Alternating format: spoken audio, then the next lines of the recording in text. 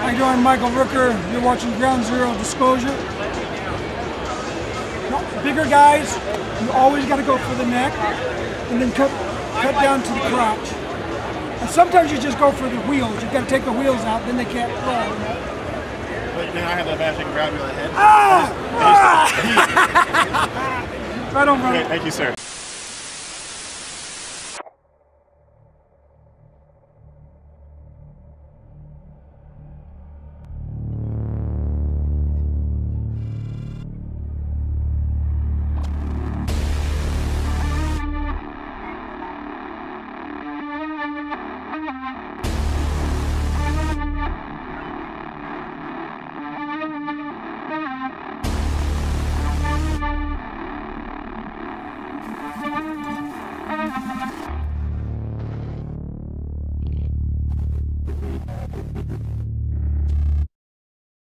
I'm Clyde Lewis. We're here at the Wizard World Con. It's a convention, comic book convention. You can see a lot of people here. We were talking with several people who are at the con, and they're excited that this con is going on. I'm excited. It's my first real big con that I've ever been to. I mean, we have Dragon Con, we have all the other cons, but this is Wizard World. It's just kicking off here in Portland, Oregon, and so we're so excited to be here today. I've met a lot of interesting people, and on this behind the scenes, we are going to explore and talk with some of the people here that make this Comic-Con great. Yeah. Bruce, you're going to be in Portland, Oregon for the Wizard World Portland Comic-Con, aren't you? I am. It's my favorite city that I don't live in that I wish I did. Well, you are from Oregon, aren't you? I am. I'm an Oregonian. I'm a Southerner down by the Ashland area. But Portland is... it's just a great city. It's a great modern day city where it's not gigantic, but it has basically everything you would ever want ever in a city.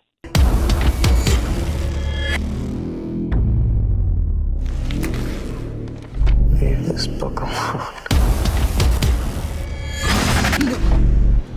You don't understand.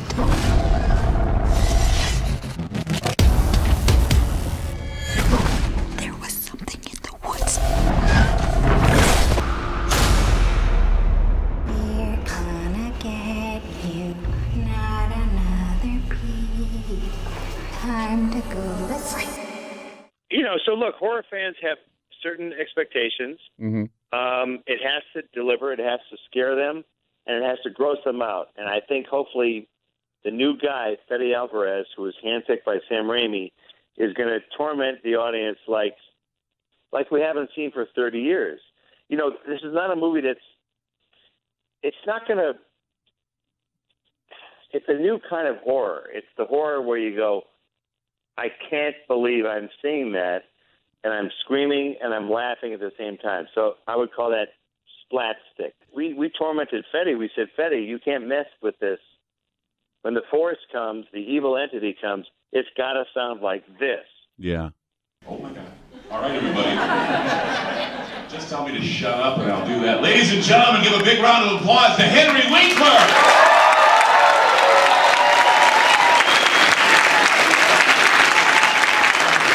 Lauren? All right, babe, get over here. Get over here. Where are your socks? Can I add? Millions of people have walked on this carpet. You don't know it, so give me a hug.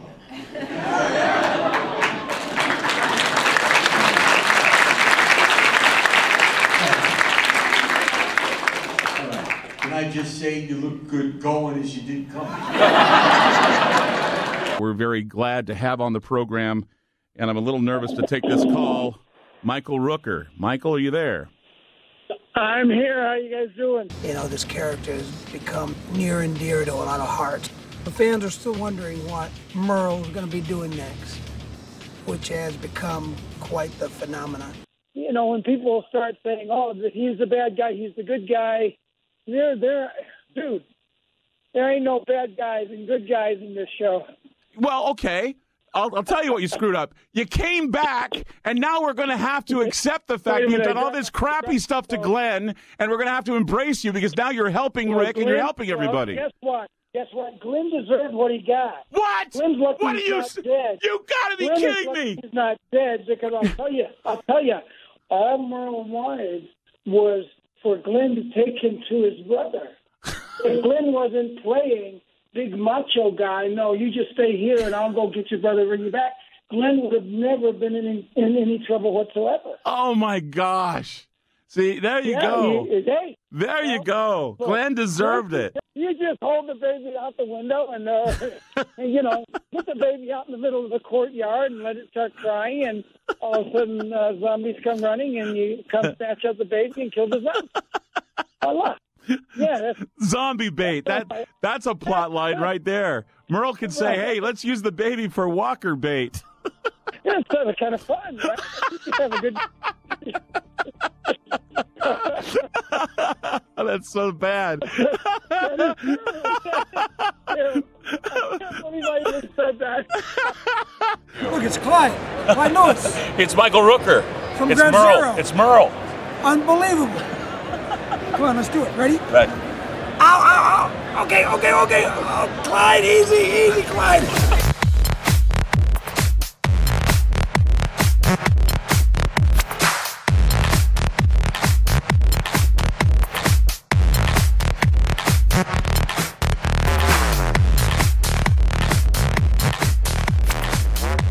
Yeah, how have things been going for you since the show kicked off? Well, it's kind of same old, other than my Twitter account going ballistic. That's the truth. Has it crashed? Not yet. We were talking about, there are a lot of people that have been asking, can I work at the mine? Can I work with the guys? I love the guys. We get a lot of that on Facebook and Twitter too. Really? I get people asking if they can help clean out the portal. Yeah. How do I join the crew? Clean it out like in some nice little new agey way? No, they want to clean up the collapse. Oh, really? Like, of course. I'll dig it out for you. Yeah. But the main question I get is how do I meet Kristen? Oh, of course. And can you give me Kristen's phone number? It's like, no, I can't. So I was actually, when I did the show, I actually did a show called 14 Phonics. What inspired me was your moment in the cave where you heard that humming noise. I'm hearing something. Steady, but then it's not. I can't pinpoint it either. It's like all around.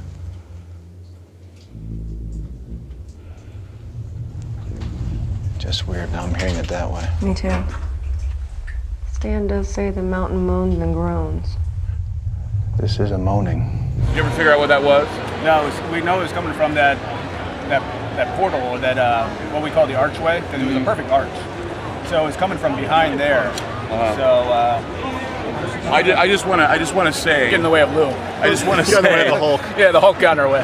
Balls, Patrick. Oh, yeah. You got big uns. Thank you. I would not dare go in half a mile into a mine, listening to a moaning mountain, tapping on the rock. Well, that's why we're there, though. We're there to find the answer. Yeah, but still, man. I mean, there's something about going above and beyond the pay grade of a paranormal investigator, and that's exactly what you did when you went into that cave. Ghost Mine on the Sci-Fi Channel. You got to check it out. Patrick and Jay, two of my wonderful guys, been on Ground Zero, and we're just so happy to be here at Comic-Con with them. So. And the second I can get you digging the shitters for me, I'll give you part of my cut.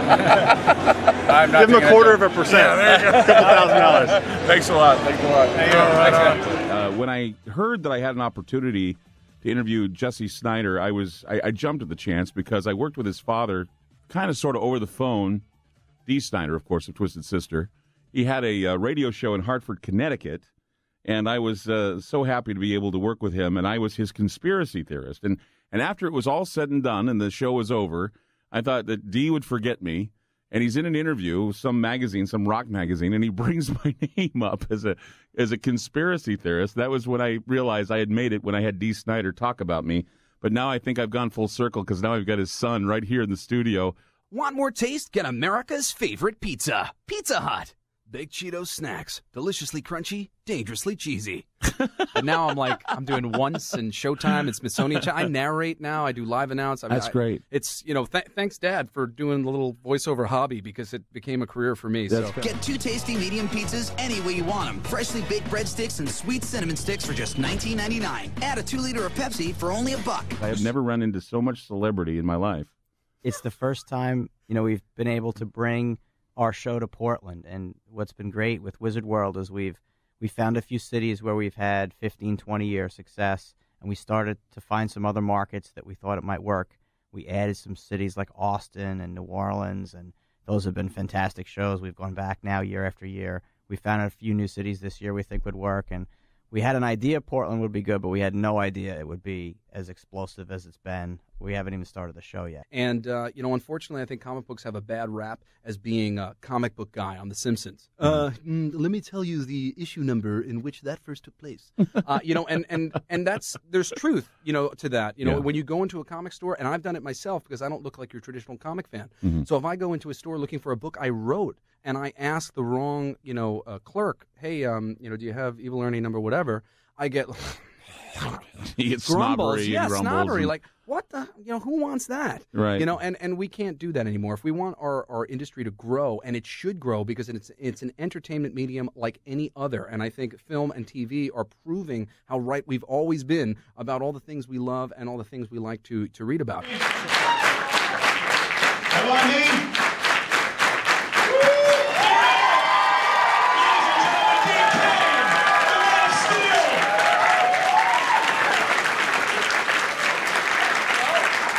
Right now, are you ready for questions? Like all these questions? Yes, Dean Cain wants to get your question. So if you'd like, just raise your hand, speak loudly, and if we don't hear it, I'll repeat the question. I have one question first. There's a boy who came to my booth earlier today and gave me kryptonite. Is he here? Liam?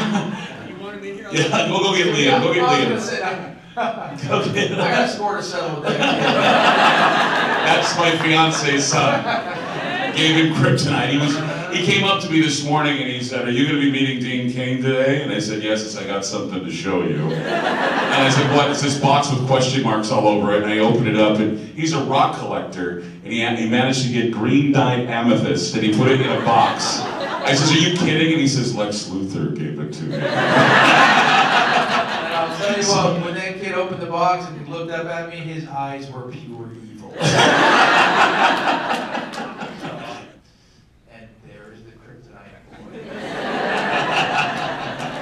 Liam Duffy. I finally recovered. There he is. Turn around, Pete. See pure evil. That evil grin. Those are the best villains. Okay, so we have another question. What's your name? My name is Robert. Go ahead and stand up, Robert. Hi, Robert. Hi. Before I ask, I have a friend named Bryce Sable, who was actually an executive producer on Lois and Clark. He wanted me to say hello, and he has fond memories. Bryce Sable was a great guy. He was actually president of the Academy for a while, too, the Television Academy. Great guy, one of our exec producers. Dark Skies, too, right? Oh. Oh, he's... He's making me nervous. Ladies and gentlemen, the legendary Dean Cain. Thank you all for coming out to this panel. Thank you so much. Thank you, Dean. Thank you. Thank you. I appreciate it. Okay.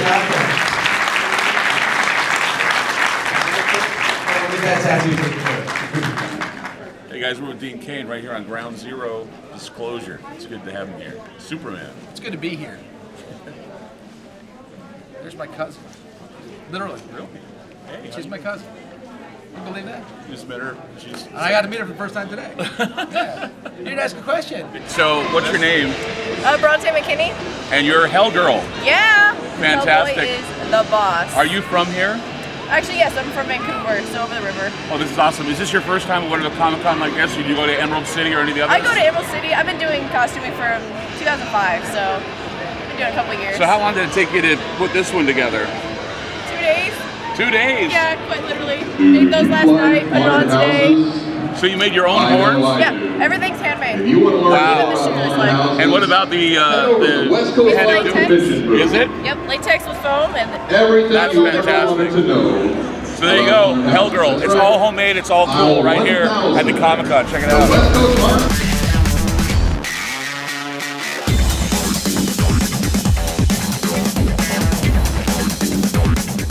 So here we are at Comic-Con, and we're going to ask some of the attendees, what do you guys think of the Comic-Con? It's their first try here in Portland. You think it's a good turnout? Yeah, it's a really good turnout. There's a lot of costumes, a lot of bad costumes, but a lot of good costumes. And I got to call Michael Rooker and my favorite desk. So you called Mike Rooker? Yeah. Did you call him on show? No, No. Oh, you went and visited him? Yeah, I arm wrestled him. Nice. I had him on my show. See, these guys are Ground Zero fans too, right? Yep. Hell yes. That's awesome. We're here with Batman, a troubled man for troubled times. Are you enjoying the con so far? I am. Really? And he even got the voice. It's awesome. Can you say, I'm the Batman? Or I'm the Batman. I'm the Batman. That's awesome. Good to see you. Thank you. We're getting ready to talk with Chris Claremont. He is the creator of the X-Men, the Uncanny X-Men and Sovereign 7. I had dinner with him a long time ago. We'll see if he remembers me. Chris Claremont, Clyde Lewis. Hello. How are you doing? Okay. We had dinner together. I don't know if you remember, with Mimi Cruz in Salt Lake City. We had a nice, it was a pasta. I'm just asking because I interviewed you twice. One time was for Sovereign 7. You had the Sovereign 7 series. And the other was when the other X-Men came out, movie. And I had you on my show here in Portland, and then I had you on in Salt Lake City. It was a long time ago, but It was a long time ago. it was a long time ago. But I remember you, and I thank you. You were one of the biggest names I ever had on my show for the first time. Oh my gosh. So yeah, Mimi My arranged it. pleasure. It's good, and thank you so much for all you do. And Thank you. I just want to say hi. Thank you, sir. Keep doing what you do. Yeah. Hey! How's it going, man? Good to see you. Nice to see you. Nice to see you guys as well. Hi, Jesse. Yeah. We're with Simone. This is Simone at the con. She's a listener. Yeah, I love it. And tell us what you like about Ground Zero. Oh my God, I love Ground Zero. It covers all the topics that I want to talk about or hear about that you don't get anywhere else. So I pick him up from work and I make him sit in the car with me even when we get home. Do you guys sit in the car? Yeah. That's. I'm glad to know that I keep you in the car. Oh, it's good when you're doing certain stories to look up at the sky at night. Oh yeah. And you're kind of like, oh. Well, thank you guys. Yeah, thank you it's so good much. to Good meet seeing you. you. Good to meet you too. Take care. How you doing? Clyde Lewis. Kyle, nice to meet you. Good to meet you, Kyle. Greg. Greg, good. What film are you working on? Currently, actually, we are doing a television series. It's going to be a web series put out at first. We're going to do it episodic, and then we're basically filming the first season, and then we're going to pitch it to network and see how it turns out. So, what's the topic about? We've been calling it a supernatural bromance.